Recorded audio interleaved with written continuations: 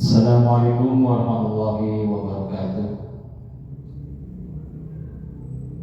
Ibu Kepala Sekolah SD Negeri Bumi Jawa 1 yang kami hormati, segenap Dewan Guru dan staf karyawan SD Negeri Bumi Jawa 1 yang kami hormati, marilah kita memanjatkan puji syukur kehadirat Allah Subhanahu wa Ta'ala, di mana di pagi tidur siang yang cerah ini kita bisa bersilaturahim dalam rangka penyebaran pemahaman tentang budaya positif yang berada di modul 1.4.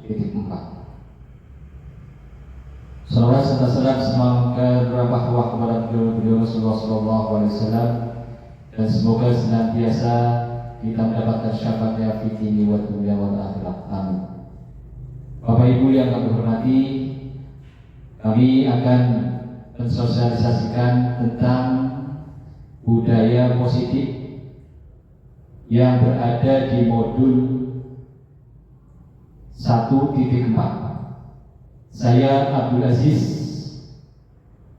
calon penggerak angkatan 10 Kabupaten Tegal dari SD Negeri Bumi Jawa 1, akan memaparkan tentang pemahaman budaya positif. Yang kedua, disiplin positif. Yang ketiga, nilai-nilai kebajikan. Yang keempat, kebutuhan dasar manusia. Yang kelima, motivasi perilaku manusia. Yang keenam, posisi kontrol guru. Ketujuh, keyakinan kelas. Dan yang terakhir, segitiga restitusi. Baik, kita akan bahas bersama-sama. Yang pertama adalah pembelajaran dengan paradigma baru. Tentunya di sini sudah dari kelas 1 sampai kelas 6, walaupun yang kurikulum merdeka kelas 1, 2 dan 4, 5, kurikulum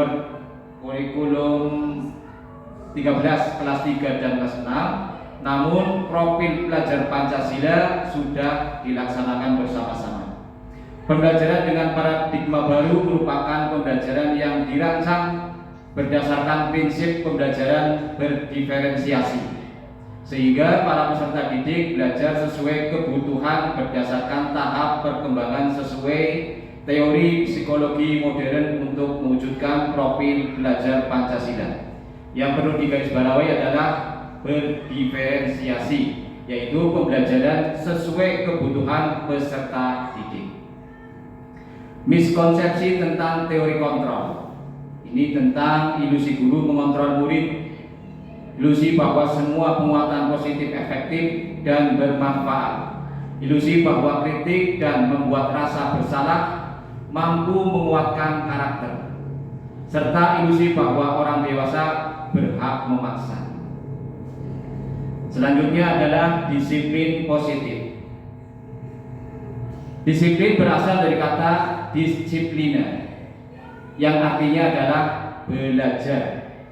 Disiplin mengacu pada disiplin diri yang memiliki tanggung jawab terhadap apa yang dilakukannya berdasarkan nilai-nilai yang diyakini. Disiplin positif merupakan salah satu cara penerapan disiplin yang bertujuan untuk menumbuhkan kesadaran serta memberdayakan peserta didik tanpa imbalan penghargaan atau reward, ancaman ataupun hukuman. Sebagai pendidik, tujuan kita adalah menciptakan peserta didik yang memiliki disiplin diri sehingga mereka berperilaku mengacu kepada nilai-nilai kebajikan universal dan memiliki motivasi intrinsik dalam perubahan perilaku ke arah yang lebih baik. Selanjutnya adalah nilai-nilai kebajikan. Nilai yang disepakati bersama, lepas dari suku agama, bangsa, agama maupun latar belakangnya, dicontoh nilai kebajikan institusi. Yang pertama adalah profil pelajar Pancasila. Tentunya di sini mempunyai makna beriman dan bertakwa kepada Tuhan Yang Maha Esa, dan berakhlak mulia, berkebinaan global, gotong royong, mandiri, kreatif, dan bernalar kritis. Selanjutnya, Ibo Primary Year Program (PYP), Ini membahas tentang toleransi, rasa hormat, integritas, mandiri, menghargai, antusias, empati, keingintahuan, kreativitas, kerjasama, percaya diri, dan komitmen. Tentunya masih banyak lagi, ini hanya sekedar contoh. Yang ketiga adalah life skill atau keterampilan hidup. Ini dapat dipercaya, lurus, pendengar yang aktif, tidak merendahkan orang lain, dan memberikan yang terbaik dari diri. Selanjutnya kita bahas kebutuhan dasar manusia. Kebutuhan dasar manusia adalah segala sesuatu yang kita lakukan untuk mendapatkan apa yang kita inginkan. Seluruh tindakan yang kita lakukan memiliki tujuan tertentu, dan semua usaha terbaik yang kita lakukan adalah dalam rangka agar kebutuhan dasar kita terpenuhi dengan baik. Baik Bapak Ibu, ini adalah 5 kebutuhan dasar manusia. Yang pertama adalah bertahan hidup. Yang kedua, kasih sayang dan rasa diterima. Yang ketiga, penguasaan. Yang keempat, kebebasan. Dan yang kelima, kesenangan. Bertahan hidup, ini contoh makanan, pakaian, tempat tinggal, keamanan, kesehatan. Kasih sayang dan rasa diterima, ini rasa diterima, dipedulikan, berbagi, kerjasama, menjadi bagian dari kelompok. Penguasaan, ini contohnya harga diri, keinginan untuk dianggap pemimpin, berprestasi, diakui, dan didengar. Kebebasan, ini contohnya mandiri, memiliki pilihan, mencoba hal baru, mampu mengendalikan arah dirinya. Dan yang kelima adalah kesenangan, tentunya bermain, humor, antusiasme, tertawa, dan lain-lain. Ini contoh, hanya sebatas contoh sedikit, namun masih banyak lagi. Motivasi perilaku manusia, tentunya ada 2. Yang pertama adalah motivasi ekstrinsik dan motivasi intrinsik. Motivasi ekstrinsik yang datangnya dari luar untuk menghindari ketidaknyamanan atau hukuman, serta untuk mendapatkan imbalan penghargaan dari orang lain. Sementara motivasi intrinsik adalah untuk menjadi orang yang mereka inginkan dan menghargai diri sendiri dengan nilai-nilai yang mereka percaya. Bapak Ibu, kami akan terangkan tentang hukuman, konsekuensi, restitusi. Mungkin dalam pembelajaran Bapak Ibu guru sudah melaksanakan apa itu hukuman, apa itu konsekuensi, apa itu restitusi. Zaman dulu itu masih memberlakukan hukuman. Namun setelah kurikulum merdeka, hukuman itu tidak lagi dipakai dalam pembelajaran. Baik, tentang hukuman ini tidak terencana, tiba-tiba. Murid tidak tahu apa yang akan terjadi, tidak dilibatkan. Bersifat satu arah, berupa hukuman fisik ataupun psikis. Yang kedua, konsekuensi. Tentunya ini terencana, disepakati sesuai peraturan. Murid tetap dibuat tidak nyaman, serta sikap guru selalu memonitor murid.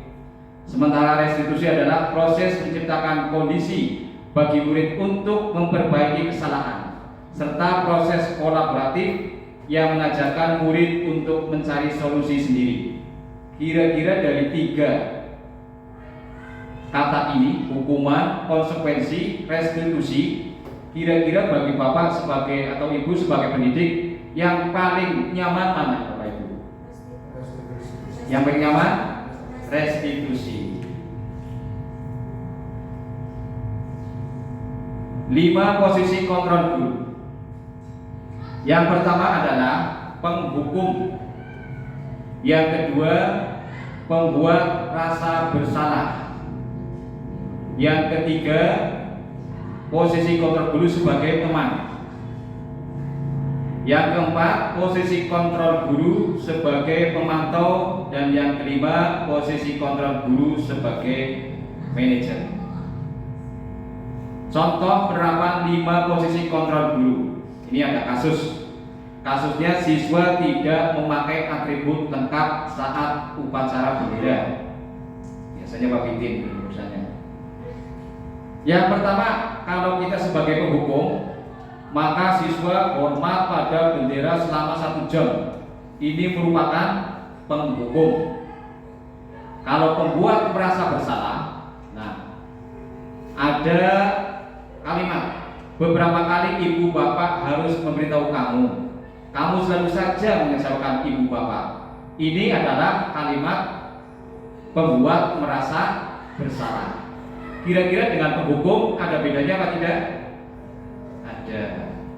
Terus sebagai teman, ini posisi guru sebagai teman, kalimatnya sebagai berikut. Ayo dong, ikuti aturan sekolah. Tolong bantu ibu bapak ya. Sekali ini, ya sudah tidak apa-apa. Lain kali jangan sampai berbuat seperti ini lagi ya.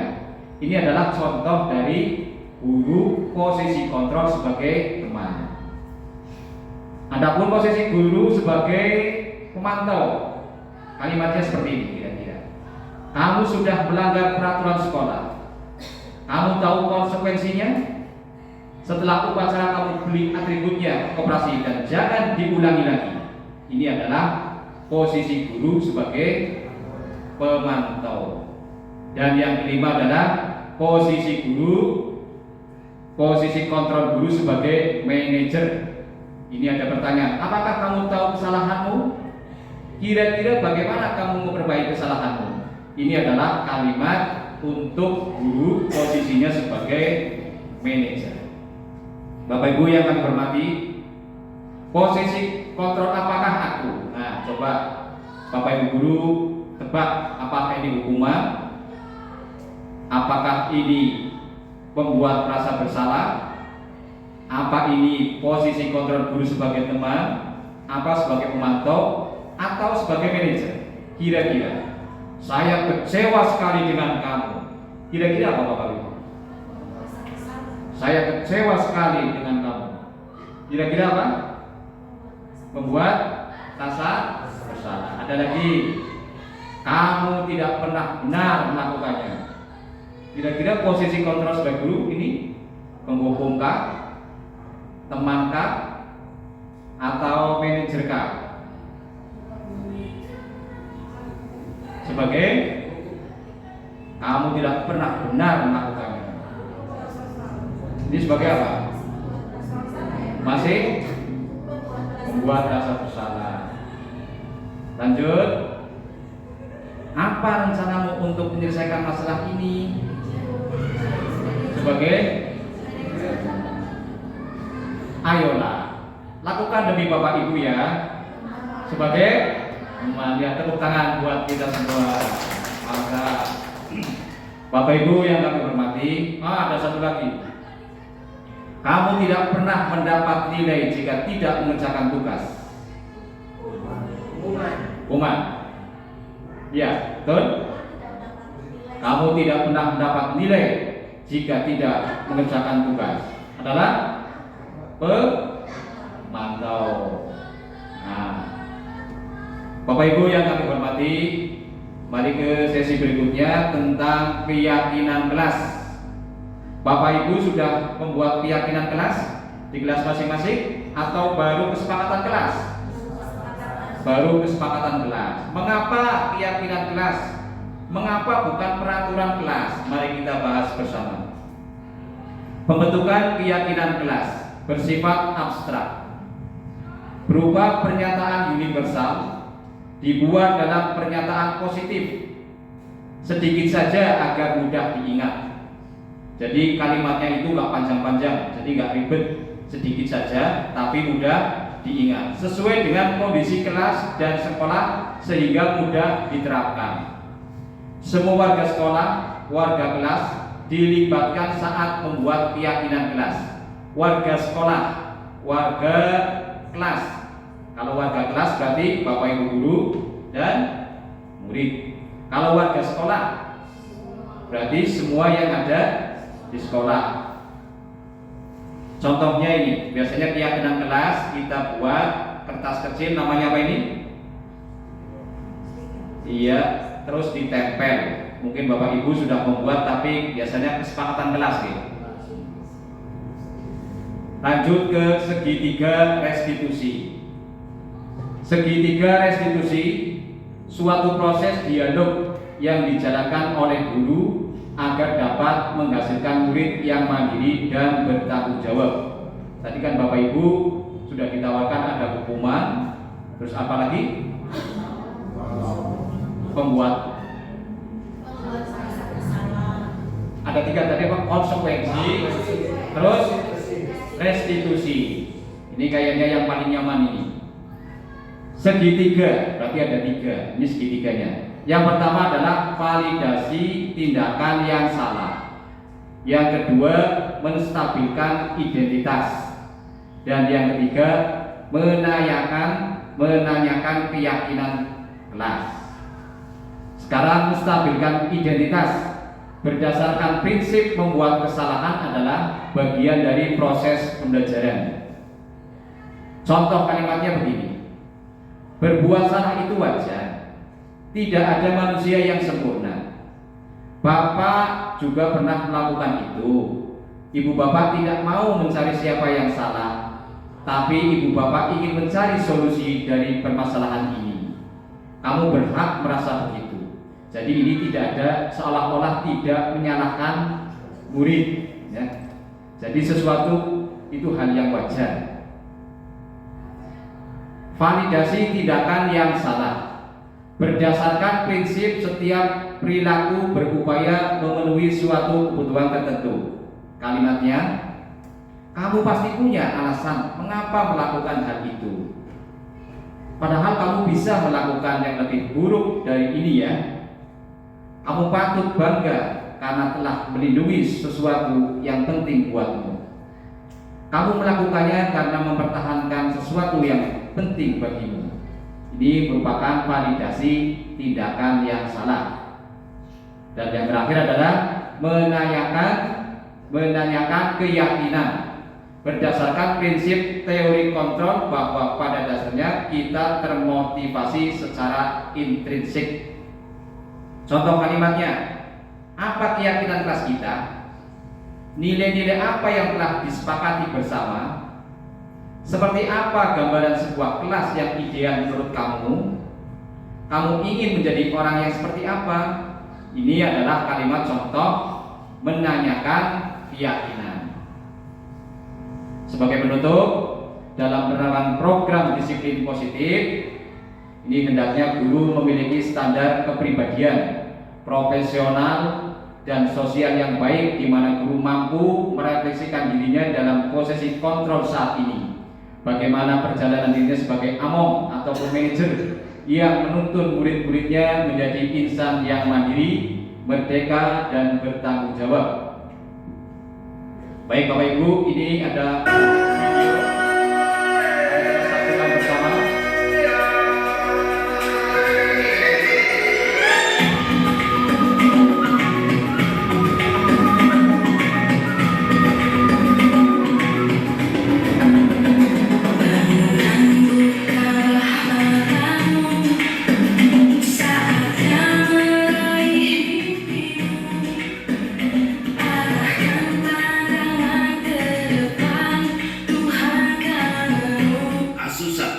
Pembelajaran di kelas 6 mulai, Adlin terlihat gelisah karena belum mengerjakan tugas yang diberikan oleh Pak Aziz. Kemudian Pak Aziz mendekati dan memanggil Adlin dan menanyakan kenapa sejak tadi terlihat gelisah, kemudian mengajak Adlin berbicara secara pribadi. Asus, Iya Pak. Adlin tahu kenapa? Adlin di sini. Tadi Pak Budia, Adlin di ruang kelas dan pembelajaran, Adlin seperti bisa ada sesuatu yang dipikirkan, maka itu Din. Maaf Pak, saya belum mengerjakan tugas yang diberikan oleh Pak Guru. Belum mengerjakan tugas. Alasannya apa Din? Belum mengerjakan tugas dari Pak Guru? Sebetulnya Adlin sudah ada niatan untuk mengerjakan tugas, tapi ada teman yang memaksakan untuk murid.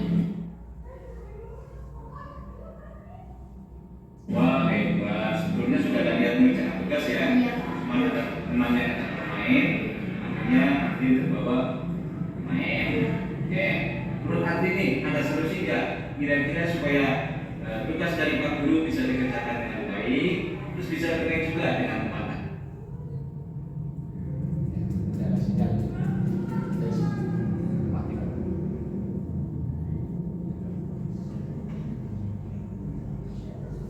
Tes. Seharusnya Adli mengerjakan tugas yang diberikan oleh guru terlebih dahulu. Setelah itu baru bermain dengan teman-teman. Oke. Masih ingatkah Adli keyakinan kelas yang kita sepakati bersama di awal Indonesia?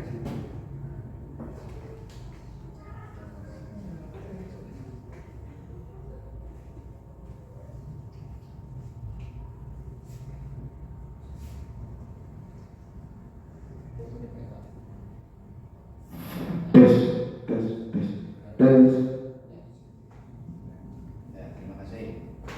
Ini terkendala sinyal ternyata.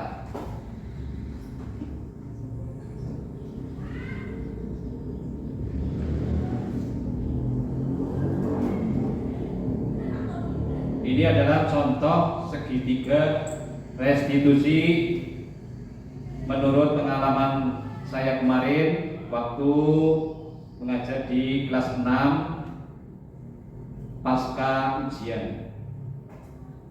Baik, kami akan tampilkan yang apa ini ya? Ya, ini yang offline-nya. Tadi pakai Canva, cuma sinyalnya terkendala jadi gitu. Volumenya berapa? Volume tes. Wah,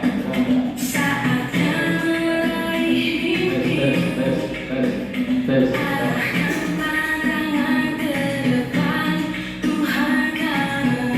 Asusan ketika pembelajaran di kelas 6 mulai, Adli terlihat gelisah karena belum mengerjakan tugas yang diberikan oleh Pak Aziz. Kemudian Pak Aziz mendekati dan memanggil Adli dan menanyakan kenapa sejak tadi terlihat gelisah, kemudian mengajak Adli berbicara secara pribadi. Iya, Pak. Bintang merah. Di sini menstabilkan identitas. Tadi Pak Budia, Adli di 15 dan pembelajaran, Adli seperti gelisah. Iya, Pak. Ada sesuatu yang dimikirkan. Maka itu Din, Mohon maaf, Pak. Saya belum mengerjakan tugas yang diberikan oleh Pak Guru. belum mengerjakan tugas. Alasannya apa Din? Belum mengerjakan tugas dari Pak Guru? Sebetulnya Adli sudah ada niatan untuk mengerjakan tugas, tapi ada Ini validasi tindakan yang salah. Nah, sebelumnya sudah ada niat mengerjakan tugas ya. Iya, Pak. Mana temannya ajak bermain, akhirnya Adli terbawa main. Oke, menurut Adli nih ada solusi nggak kira-kira supaya tugas dari Pak Guru bisa dikerjakan dengan baik, terus bisa dikerjakan juga dengan teman Adli? Iya, Pak. Seharusnya Adli mengerjakan tugas yang diberikan oleh guru terlebih dahulu. Setelah itu baru bermain dengan teman-teman. Oke. Masih ingatkah Adli keyakinan kelas yang kita sepakati bersama? Keyakinan kelas. Masih, Pak. Yaitu mengerjakan tugas atau PR dengan tepat waktu. Iya, semoga Adli ke depan bisa menjalankan keyakinan kelas yang kita sepakati bersama dengan baik. Oke Adli, untuk tugas yang tertunda ada solusi kali ini? Ada, Pak. Adli mohon waktu untuk mengerjakan tugas yang diberikan oleh Pak Guru. Oh silakan, Adli mengerjakan tugas dengan baik. Nanti kalau ada soal yang susah, sudah dibagi bisa ditanyakan ke Pak Guru. Iya, Pak. Selamat mengerjakan ya Adli. Ya terima kasih. Sama, Pak. Asus 2. Ketika sedang jam istirahat, Pak Aziz melihat beberapa siswa di teras kelas 6 sedang mengobrol sambil menikmati makanan dan minuman yang mereka beli di kantin sekolah. Namun, tiba-tiba ada seorang siswa yang membuang bungkus jajan tidak pada tempatnya. Setelah Pak Aziz dekati, ternyata siswa tersebut bernama Gaza. Kemudian Pak Aziz mengajak berbicara dengan Gaza. Ya. Iya, Pak. Tadi Pak Guru lihat di halaman Gaza makan jajan ya sama teman-teman. Saya lihat Gaza membuang sampahnya tidak pada tempatnya. Kenapa Gaza? Maaf, Pak. Saya lupa untuk membawa sampah pada tempatnya. Oh lupa, benar lupa. Iya, Pak. Iya.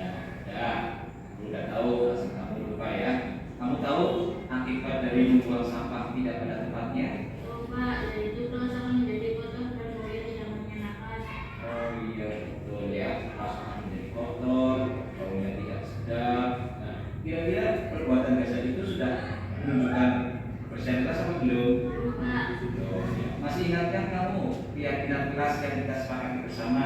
Sifat yaitu menjaga kebersihan kelas. Ya, mudah-mudahan kita bisa menjalankan kebersihan kelas dengan baik ya.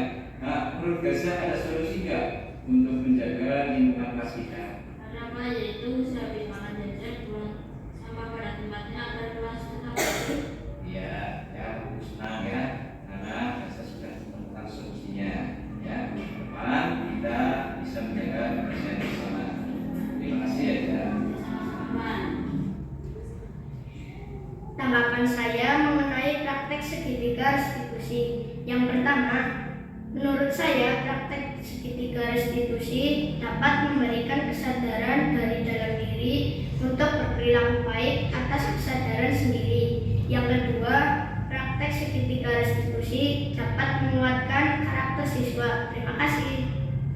Tanggapan saya mengenai praktek segitiga restitusi yaitu yang pertama, segitiga restitusi memberikan pengalaman yang sangat baik untuk dapat terbuka, mengemukakan dasar dari tindakan pelanggaran yang dilakukan dan memberikan pilihan solusi.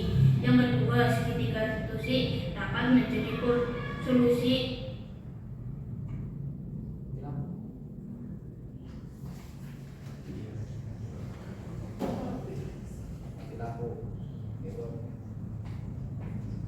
Bapak Ibu yang kami hormati,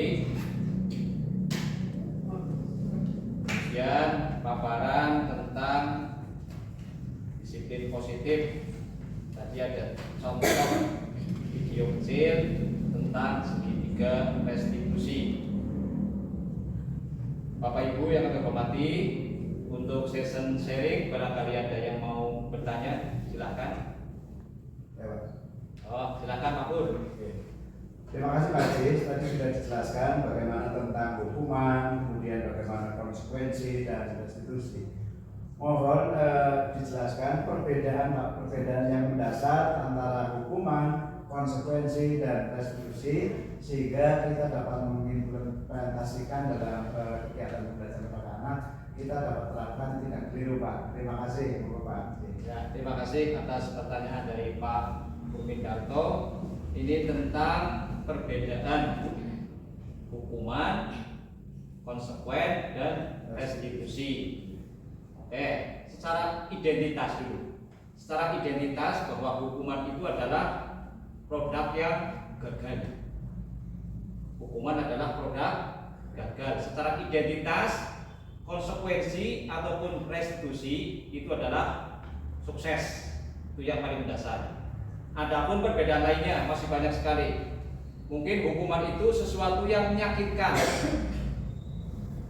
Tentunya Bapak Ibu zaman dulu ya masih menggunakan metode hukuman. Ini bagi siswa sangat meyakinkan.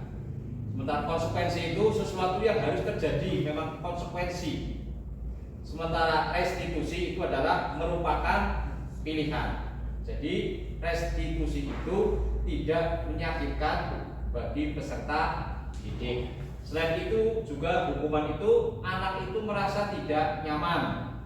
Ya, anak tentunya tidak nyaman untuk jangka waktu yang panjang. Mungkin masih kepikiran sampai rumah. Hukumannya sebentar di sekolah, misalkan berdiri, hormat bendera, siang-siang, ini sangat menyakitkan, bahkan bisa jangka waktu ingatnya itu lama sekali. Sementara konsekuensi agak sedikit sama, cuman jangkanya itu pendek. Kalau restitusi itu menguatkan, hanya menguatkan untuk murid dalam waktu yang panjang, menguatkan saja. Gitu Pak Guru. Ya terima kasih Pak Aziz. Ya tepuk tangan kepada Aziz. Ada lagi? Ini tadi kejadian tadi itu termasuk hukuman apa betul? Saat upacara anak tidak memakai pakaian lengkap terus suruh berdiri di situ. Ya, terima kasih Bu Gemi. Itu contoh tadi yang melanggar atribut, anak disuruh berdiri, itu berarti termasuk hukuman. Itu sangat tentunya menyakitkan ya bagi siswa, murid berdiri mungkin satu kaki, itu sangat menyakitkan, bahkan ini jangka panjang sakitnya. Ingatnya itu sampai tua biasanya. Gitu Bu Gemi. tadi? Ya, silakan Pak. Terima kasih atas waktunya yang dapat disampaikan tentang nilai kebajikan dan penerapan niat yang jelas. Kalau tadi ada yang sedikit mungkin saya belum memahami itu bagaimana contoh dari nilai-nilai kebajikan yang seperti apa yang nantinya dapat diterapkan dalam membuat niat yang jelas. Ini contohnya yang misalnya yang seperti apa itu gambaran. Terima kasih Pak Supirman, Guru Agama SD Negeri Bumi Jawa 1. Ini contoh dari nilai kebajikan ya dalam institusi atau organisasi. Yang pertama sudah disampaikan tadi, yaitu profil pelajar Pancasila. Ini tentunya beriman dan bertakwa kepada Tuhan Yang Maha Esa, berakhlak mulia, terus kebinekaan global, gotong royong, mandiri, kreatif, dan bernalar kritis. Itu profil pelajar Pancasila. Contoh lain tadi yang pakainya bahasa Inggris, ini Bu Ratna ini pakarnya. IBOM Primary Years Program YPYP. Ini contohnya toleransi, rasa hormat, integritas, mandiri, menghargai, antusias, dan lain sebagainya. Sementara keterampilan hidup bahasa Inggrisnya itu life skill, betul ya? Life skill itu adalah contoh dapat dipercaya, lurus hati, pendengar yang aktif, tidak merendahkan orang lain. Itu adalah nilai-nilai kebajikan dalam suatu institusi ataupun organisasi. Demikian Bapak Ibu.